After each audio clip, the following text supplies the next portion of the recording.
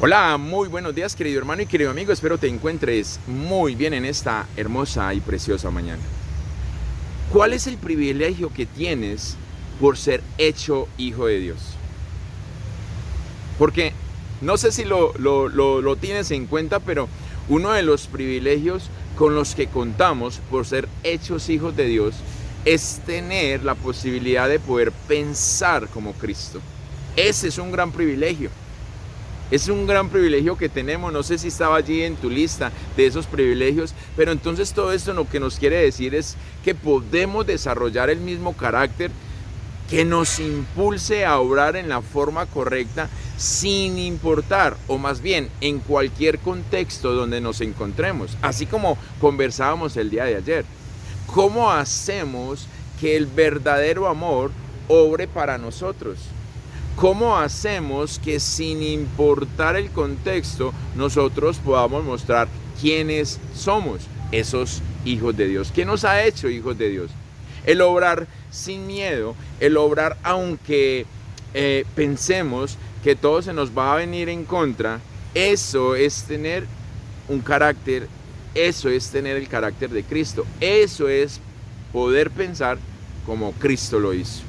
La palabra nos enseña, allí Pablo, escribiéndole al pueblo de Corinto, en la primera carta, allí en el capítulo 2, y nos dice del verso 11 en adelante: nadie puede conocer los pensamientos de una persona excepto el propio espíritu de esa persona.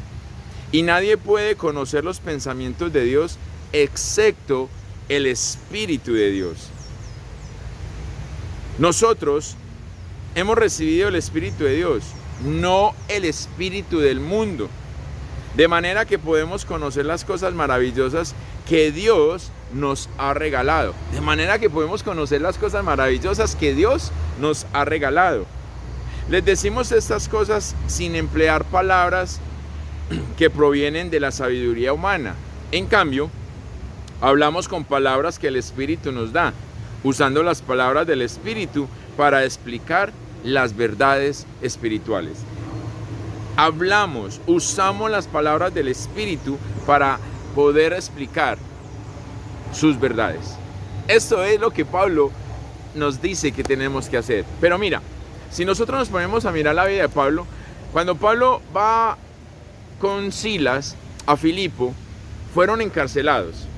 Cuando Pablo va a Tesalónica, un grupo alborota la ciudad, unos revolucionarios, precisamente porque llegan ellos y alborotan la ciudad en oposición a que Pablo había llegado allí.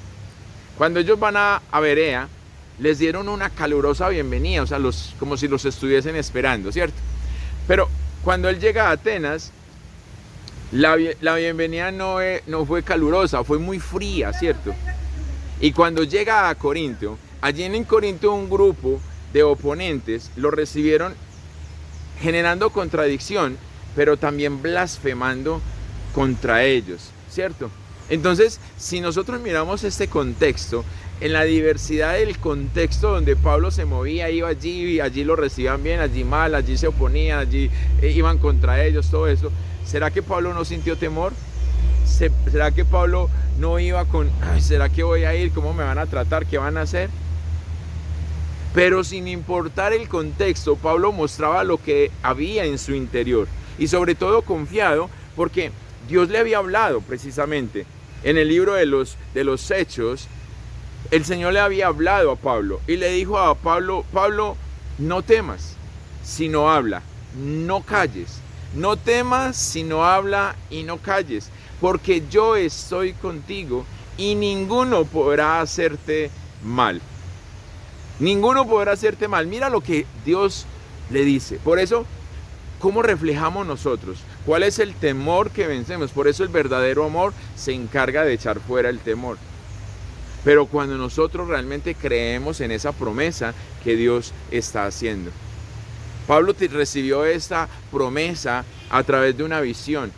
Capítulo 18 del libro de los Hechos, allí para que tú lo leas. Pero esto no lo detuvo a pesar de que recibió una cosa, allí lo encarcelaron, allí lo trataron mal, allí se opusieron, no lo dejaban, en fin, pero eso no permitió O Pablo más bien no permitió que esto lo venciera, sino que él estaba confiado en que Dios está conmigo. Él lo dijo, yo lo creo, lo voy a vivir de esta manera. Como Dios está conmigo, entonces hago lo que Él me dice. No callo, sino que hablo. Pablo hace esto. Ese fue el privilegio de Pablo, ¿cierto? El obedecer a Dios porque tenía esa promesa, creyó en esa promesa. Ahora mi pregunta para ti es, y para que reflexionemos el día de hoy, ¿tenemos una promesa? ¿Tenemos esa promesa y estamos viviendo el privilegio? Así que miremos hoy, evaluémonos acerca de qué promesa hemos recibido, pero cuál es el privilegio de cómo la estoy viviendo o cómo estoy obedeciendo para vivir esa promesa. Salón, chao, chao.